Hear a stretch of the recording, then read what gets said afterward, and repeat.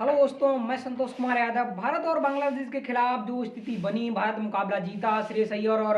अश्विनी ने एक incredible partnership build करी है। 70-71 रन की जो नॉट आउट पार्टनरशिप है, उसकी बदौलत आप मुकाबला जीत गए हैं। लेकिन जब एक समय आपकी 7 विकेटें गिर चुकी थी, 70 से 71 रन जब आपको तकरीबन बनाने थे, उस समय तो ऐसा लगा कि अगर एक विकेट चली गई, खासकर अगर मानना है अश्विनी हो या श्रेयस अय्यर की विकेट अगर चली गई, और मेहदी हसन मिराज ने शॉर्ट फाइनल लेग पर कल विराट का जरूर अच्छा कैच लिया, लेकिन आज उन्होंने जिस तरह वो कैच ड्रॉप करा है, फंबल हुआ, कैच जमीन पर आया, भारत के खेमे में एक सांस आई और सांस की बाद फिर शायद वो कोई मौका बांग्लादेश के खेमे में नहीं गया, जिससे बांग्लादेश कहे कि शायद वो चांस हमारे पास होता तो मुकाबला हम जीतते। श्रेयस अय्यर ने देखिए ओडीआई सीरीज हो, उसके बाद पहले मुकाबले में रन बनाए हैं, कुछ चांस जरूर थोड़े लगी रहे थे, और दूसरे टेस्ट मुकाबले की पहली इनिंग में जब भारत की शुरुआत की 4 विकेटें गिरी, और उसके बाद ऋषभ पंत के साथ जो पार्टनरशिप बिल्ड करी, जिसमें 150 की जो पार्टनरशिप थी, उसकी बदौलत आप एक बड़ी लीड ले पाए। और दूसरी पारी में बांग्लादेश के खिलाफ जो देखिए खासकर विराट कोहली के रन ना होना, खासकर उनकी फील्डिंग पोजीशन पर बड़े सवाल उठे। 3-4 कैच उन्होंने बड़े इजीली ड्रॉप करे, एक तो जब कैच उन पर ड्रॉप हुए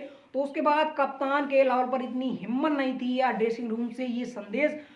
किसी में भेजने की इतनी हिम्मत नहीं थी कि विराट सॉरी यार आप सर्किल में आ जाओ, किसी और को हम लगा देते हैं। तो ये दिखाता है एक बड़े प्लेयर की निशानी कि विराट के खिलाफ टीम में बोलने की किसी के खिलाफ हिम्मत नहीं है।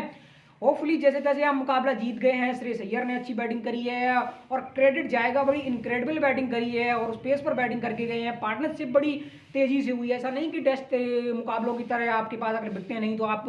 शायद कोशिश कर रहे थे कि पार्टनरशिप बिल्ड हो जाए, बांग्लादेश के गेंदबाज गलती करें तब हम वो गलती करें। शुरुआत में 4-5 ओवर वो आपने जरूर अच्छी डिफेंस करी, उसके बाद सिंगल डबल, और सिंगल डबल के बाद एक छोटी सी पार्टनरशिप लगी, उसके बाद फिर एक खराब ऑन पर। और बड़ी बात होती है जब कुछ रन बन जाते हैं तो फिर सामने वाली टीम ऑन फील्ड पर प्रेशर होता है, और प्रेशर को शायद सही से जिस तरह श्रेयस अय्यर ने कुछ शुरुआत में बाउंड्री मारी, फिर उसके बाद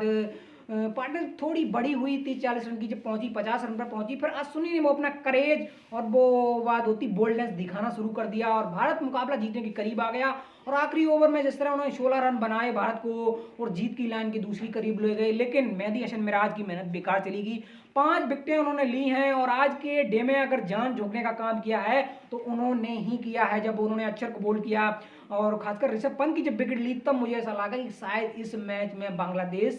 शायद भारत से अब आगे हो चुका है। कल जब 4 विकेटें गिर चुकी थी, मेरा मानना था कि देखिए अच्छी बैटिंग कर रहे थे, होपफुली अभी पंत का आना बाकी था, अश्विनी भी अच्छी बैटिंग कर लेते हैं और करके दिखाया है पूरे टेस्ट सीरीज में। उसके बाद अय्यर के रन थे टेस्ट और प्लस ओडीआई दोनों में, तो ऐसा नहीं कि भारत कल मुकाबला हार चुका था या 45 पे जब 4 विकेटें थी तो उससे मुकाबला हार चुका। मुकाबला जब शुरुआत में आप जब 20-25 रन आपने बनाए और 3 विकेटें आपने खो दी और मेहदी हसन मिराज ने चढ़ के गेंद डाली, उससे कहीं ना कहीं खौफ बना। और कई लोगों का मानना यार जो लोग हमें आज समय मिले उन्होंने कहा यार लो भारत का काम हो गया था, मैंने कहा यार अभी काम नहीं हुआ, अभी भी श्रेयस अय्यर बैटिंग कर रहे हैं और जब तक श्रेयस अय्यर अश्विनी है तब तक मुझे मुकाबले से उम्मीद है और तब तक मुकाबला हो सकता है भारत ना हारे। हुआ भी ऐसा, हाँ, लेकिन मेहदी हसन मिराज और साकिब अल हसन ने 2 विकेटें ली हैं। ताजुल इस्लाम की गेंदबाजी दूसरी इनिंग में अच्छी रही है, लेकिन उनको विकेटें नहीं मिली हैं। तेज गेंदबाजी में तस्कीन हो या फिर खालिद अहमद हो, उन्होंने विकेटें ना ले पाना ये एक मोमेंटम वाली बात रही है, क्योंकि जब एक इन पर विकेटें नहीं लेते हैं आप तो सामने वाला बल्लेबाज ऑफिशियल मैं हूँ या आप होते या कोई तीसरा होता तो एक पॉजिटिव माइंडसेट होता कि यार इसे तो विकेटें मिली नहीं है, शायद कहीं ना कहीं इसकी वो लाइन लेंथ या सटीकता नियम में नहीं दिख रही है, तो आप सीरीज जीते हैं। लेकिन अगर ये साल जाते जाते अगर आप ये मुकाबला हारते तो सीरीज 1-1 से ड्रा होती, और देखें तो फिर जब जिस तरह आप मुकाबला हारे हैं 3-0 से सीरीज जिस तरह जीत कर दिखाई है, ओडीआई सीरीज में जिस तरह बांग्लादेश ने चढ़ के खेली है, लेकिन उसके बाद आपके कप्तान रोहित शर्मा थे नहीं, उसके बाद उन पर खबरें आई कि शायद दूसरे मुकाबले में अवेलेबल होंगे, उनका अवेलेबल ना होना, और होपफुली देखिए वही बात होती है जो टेस्ट मुकाबलों से उभर कर आए। उसके बाद अभी हमने देखा अश्विनी टी20 वर्ल्ड कप खेले, जानते हैं सीनियर लीडर अश्विनी का क्या कद है, जडेजा का क्या कद है, अभी भी टीम में बड़े आपके पास